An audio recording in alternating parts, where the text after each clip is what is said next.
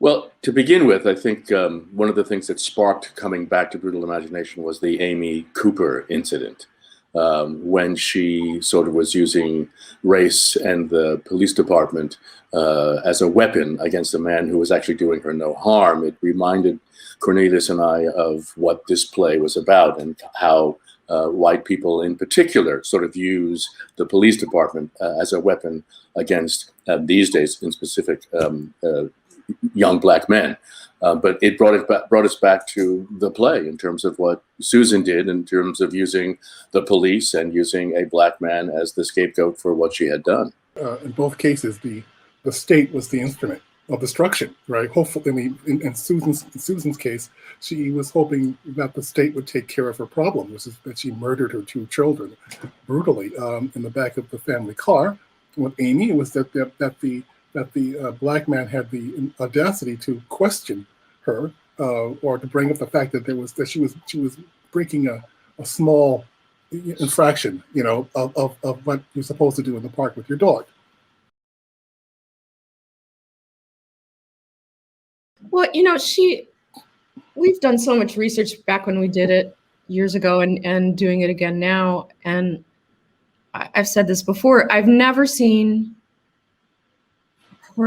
she's acknowledged that, she, in kind of a strange way, because I think she's a very damaged person, her sorrow about her children, but I've never seen, have you guys, her acknowledge that she could have put someone in prison for the rest of their life or possibly, corporal. No. So to me, the same thing with what happened in the park, in the Bramble. It's just what you do, and it's still just what you do. That's why we're revisiting it.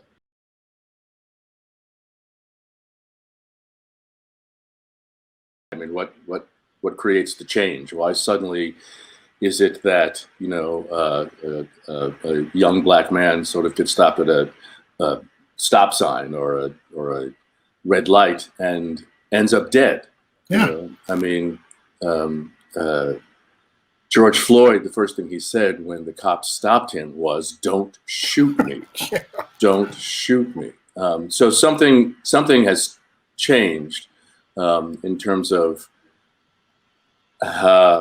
specifically black men and how they are looked at, and what I suppose how they're feared. I mean, why the necessity to I see you, I think you're doing something wrong, and instead of just putting handcuffs on you, what I need to do is shoot you. So where does that come from?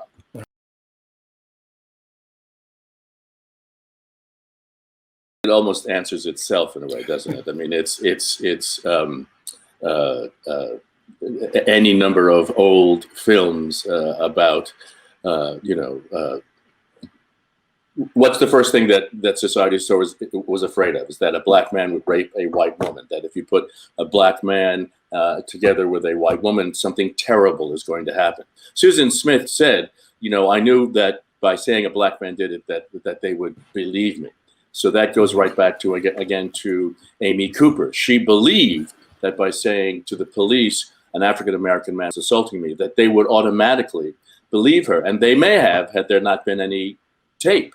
Had he not been taping her at the same time, they may have just believed, what that was. I mean, we're going back to Birth of a Nation. Birth of a Nation, which is brought back to Ku Klux Klan, was part of it was about this white woman who jumps off a cliff because this black man comes after her.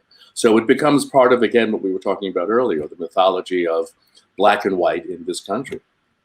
I was thinking if you reversed it, like if Susan was black and said, a white man. Can you imagine everyone, African Americans running around? We're gonna find him. It doesn't make any sense. It's interesting that what Susan does say is she first says a man jumped into the car, which then talks about gender. She knew that if she was going to be overpowered, it had to be a male presence that overpowers her. And then she goes the next step, and she says, a black man. And then she figures, all right, so there's the golden ticket. That's what's going to make this happen.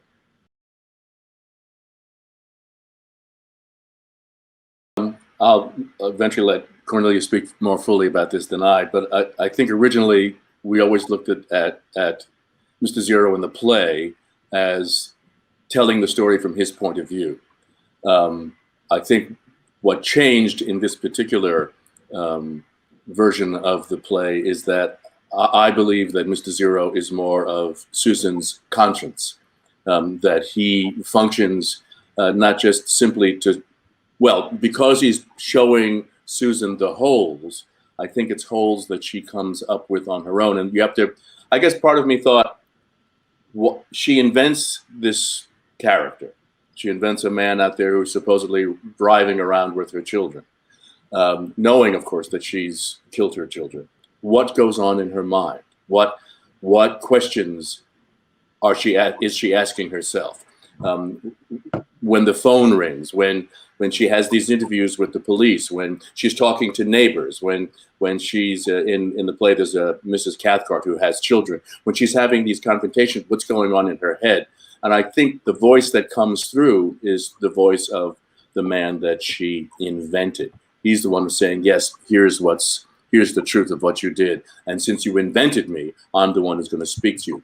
But also it talks about her psychosis, if you will, the damage that she's struggling through, which is that she's trying to keep what she did outside of herself. When in fact, I think it's actually rooting inside of her and making her more and more ill.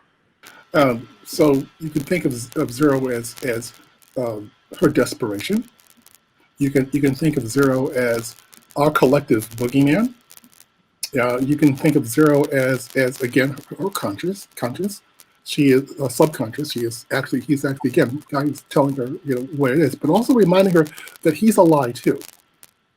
I think that it was a 2-character play when we did it originally. I think now it's a 1-character play with one consciousness with 2 voices.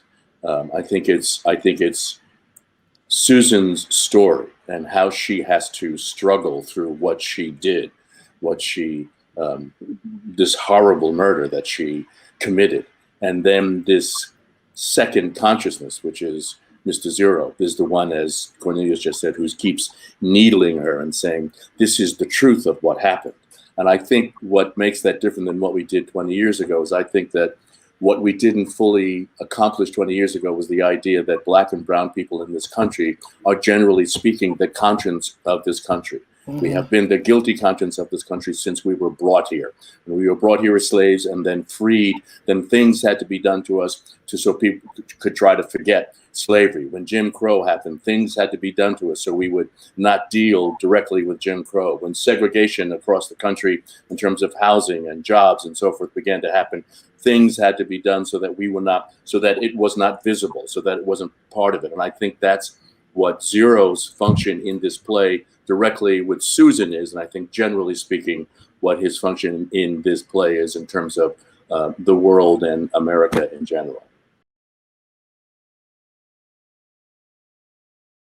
And in terms of our play, my hope would be that it would make people begin to talk, that they would begin to say, yes, I think this is something that we need to engage one another for and with and about, in terms of how we do, as you said, Sally, how am I seen and how do I want to be seen?